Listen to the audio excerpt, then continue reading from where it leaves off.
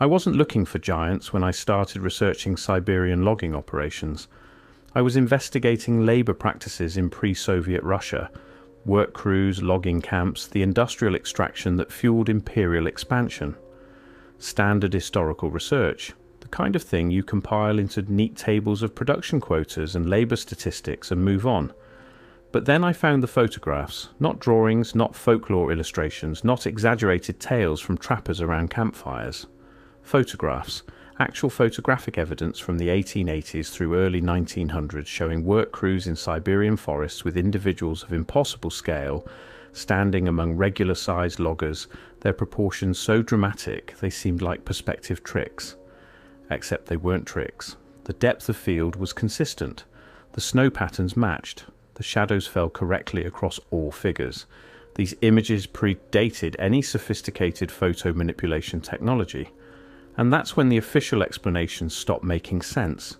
The deeper I investigated, the more photographs emerged, glass plate negatives from Russian imperial archives, album and prints from French expeditions, gelatin silver prints showing men, mostly men, though sometimes women too, standing 9, 10, sometimes 11 feet tall in the frozen Siberian landscape. Not isolated oddities, not single medical anomalies documented for scientific curiosity. Entire groups, multiple individuals in the same frame, same work crew, same logging camp. Sometimes 3 or 4 giants among a crew of 20 normal-sized men. The Russian state archives contain dozens. The French National Library has a collection from scientific expeditions that mention them only in passing. Local workers of unusual stature then move on without investigation. Swedish logging companies that operated in the region kept meticulous records, including photographs of their work crews, and there they are. Individuals towering over their colleagues, holding the same tools, wearing the same winter gear, performing the same labour. Always the same pattern. Document, catalogue, never investigate, never ask why. Why were there so many concentrated in Siberian logging operations? Why do the photographs cluster between 1870 and 1910, then abruptly cease?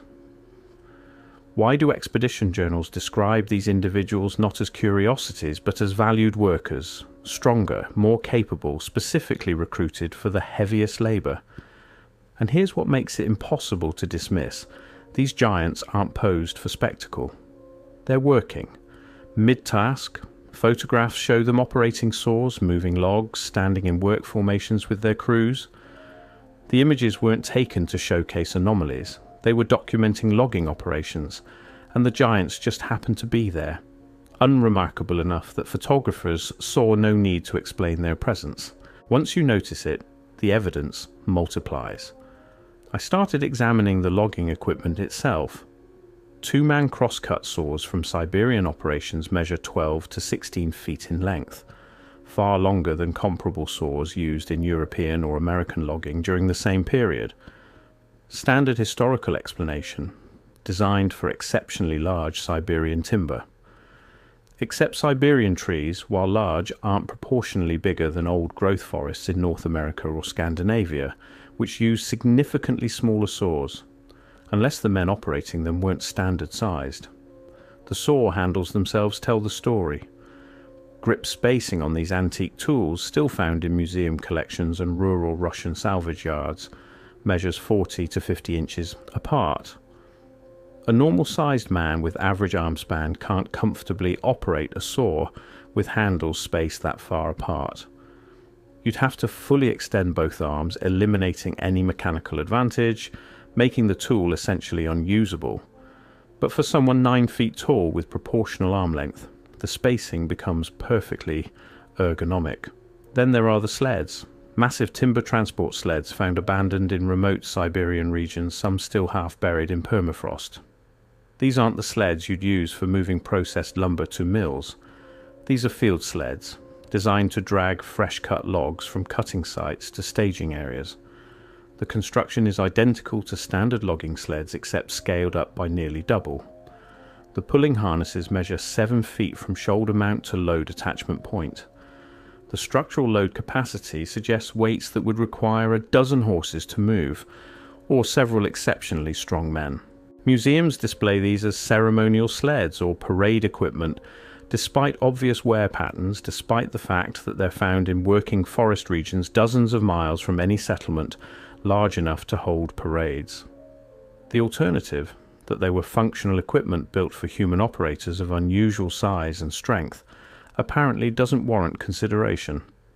But it's not just equipment, it's the camps themselves. Abandoned logging camps throughout the Siberian taiga contain architectural anomalies that mirror the patterns I've documented elsewhere. Bunkhouse doorways standing 10 to 12 feet high, sleeping platforms built 36 inches off the ground, far too high for a normal person to comfortably sit on the edge and lie down. Eating tables with benches positioned at heights that would leave average-sized men's feet dangling. Not in one camp, in dozens. Contemporary records from Russian forestry operations describe these camps as temporary structures, built quickly, rebuilt seasonally as logging operations moved, yet they consistently feature the same oversized proportions. Why would crews building temporary shelters in brutal Siberian conditions deliberately waste lumber and labor, constructing everything larger than necessary? Unless it wasn't larger than necessary for the people using it. The photographic evidence becomes impossible to ignore when you examine it systematically. In image after image, you see the same configuration. A work crew lined up for documentation, standard practice for logging operations tracking their workforce. 10, 15, 20 men. And among them, consistently, individuals towering over their colleagues. Not standing on stumps, not positioned on uneven ground, standing on the same snow-packed earth as everyone else, their heads rising 3, sometimes 4 feet above the men beside them. The clothing is identical. Same winter coats, same fur hats, same heavy boots. These aren't visiting dignitaries or supervisors in different attire. They're dressed for the same labour in the same conditions. The only difference is scale. And their hands. You can see it clearly in the higher quality photographs. Hands holding axe handles, gripping saw frames, resting on the shoulders of shorter colleagues. Hands proportional to their bodies, which means hands the size of dinner plates. Not swollen from disease, not deformed, just scaled up. Everything in proportion, just fundamentally larger. What makes these photographs devastating to conventional explanations is their mundane nature. These aren't circus posters advertising the tallest man in Russia. These aren't medical documentation of pathological cases.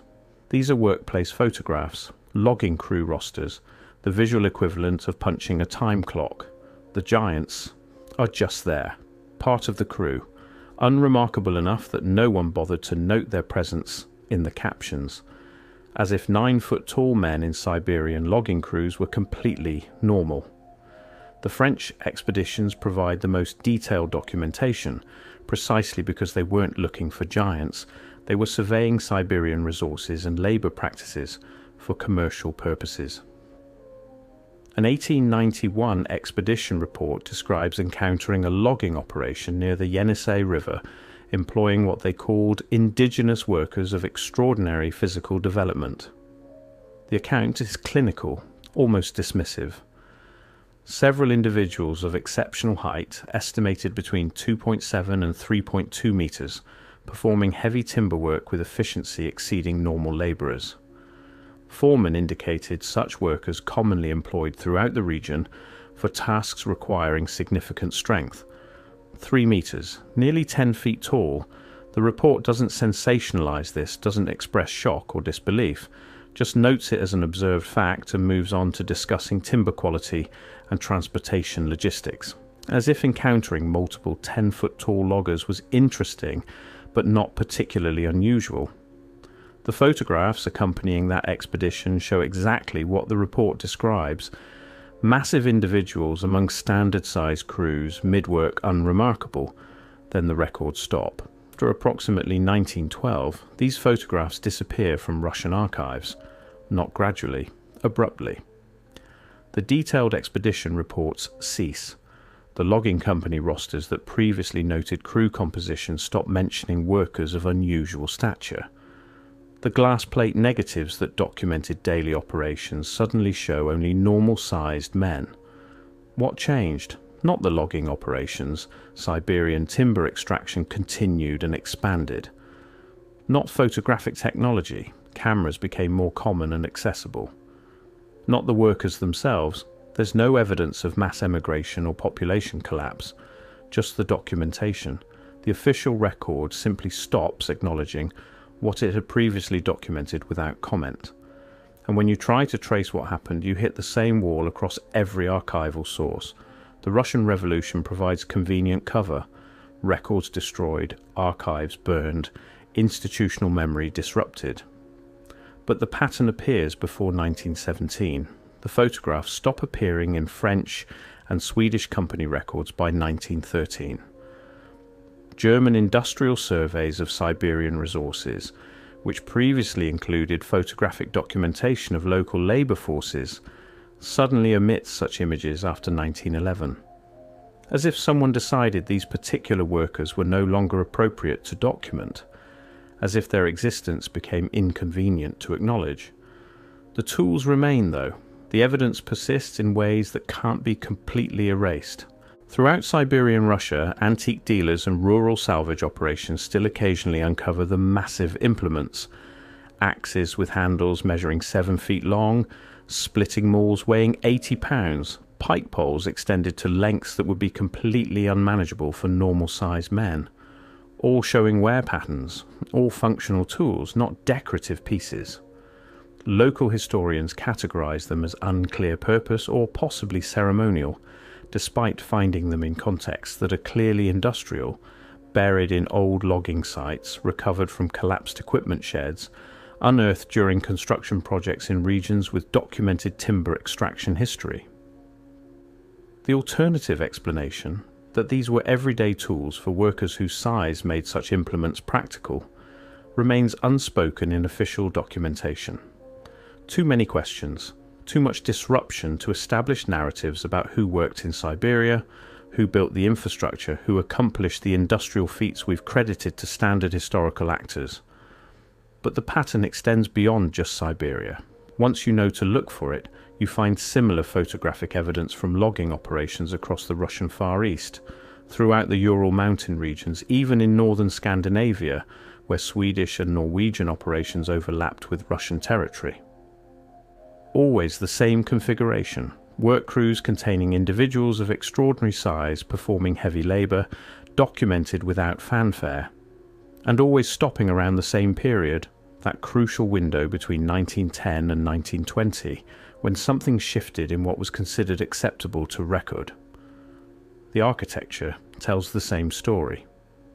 Workers' housing in remote Siberian settlements from the late 1800s features the same oversized proportions. Doorways built for inhabitants 8 to 10 feet tall, ceiling heights approaching 12 feet in structures that were supposedly temporary worker accommodations. Not manor houses, not administrative buildings. Simple timber housing in locations where excess material meant excess labour in brutal conditions. Why build everything larger than necessary unless necessity itself was different than we've assumed? What disturbs me most isn't the evidence itself, it's the systematic refusal to examine it. When you present these photographs to historians of Russian labour, they acknowledge the images are authentic, then dismiss the scale as perspective distortion, without explaining how perspective distorts consistently across hundreds of images from different photographers, different cameras, different decades. When you show the tools to museum curators, they catalogue them as unclear industrial use, rather than acknowledge the obvious implication about operator size.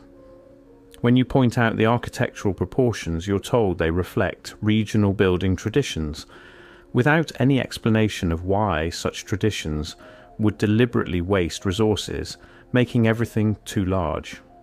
It's not active denial, it's passive avoidance. Questions that simply aren't asked because asking them leads places the academic establishment isn't willing to go. But the questions remain. Why did individuals of extraordinary size concentrate in Siberian industrial operations during a specific historical period? Why were they valuable enough to employ despite, presumably, higher food requirements and specialized equipment needs? Why does their documentation cease precisely when industrialization accelerates and workforce documentation supposedly becomes more sophisticated and comprehensive? And what happened to them? Not gradual demographic decline, not emigration to other regions, there's no corresponding appearance of such individuals elsewhere. Not death from environmental factors, Siberian conditions were harsh for everyone, but these individuals were apparently robust enough for heavy labour in extreme conditions. They just stop appearing in the record, stop being photographed, stop being mentioned, stop existing in official history, as if someone decided they were better forgotten. I keep returning to one photograph in particular. It's dated 1907, taken near Krasnoyarsk during a French timber survey. The image shows a work crew of 10 men with a massive stack of fresh-cut logs. 9 of the men are clearly normal height. You can gauge this by comparing them to house visible in the frame. One is giant, not a tall man. Giant. He's not positioned in front or highlighted in any way. He's simply integrated into the crew, effortlessly holding a log, wearing the same gear. They're colleagues, co-workers, just people doing a job. But we've made them impossible by pretending they never existed. We've turned documented reality into forbidden speculation. We've erased individuals who were apparently unremarkable enough in their own time that photographers saw no need to explain them. And in doing so, we've lost something important. Not just knowledge of who they were, but understanding of what we've forgotten, what capabilities we've lost, what knowledge of human potential existed in recent history that we've somehow decided to ignore. The massive tools remain in salvage yards. The oversized structures still stand in remote locations. The photographs persist in archives, waiting for someone to ask why. Why were they there? Why were they forgotten? And what else have we erased from history because acknowledging it would require rewriting what we think we know about the recent past? The Siberian forests, remember, even if the history books don't,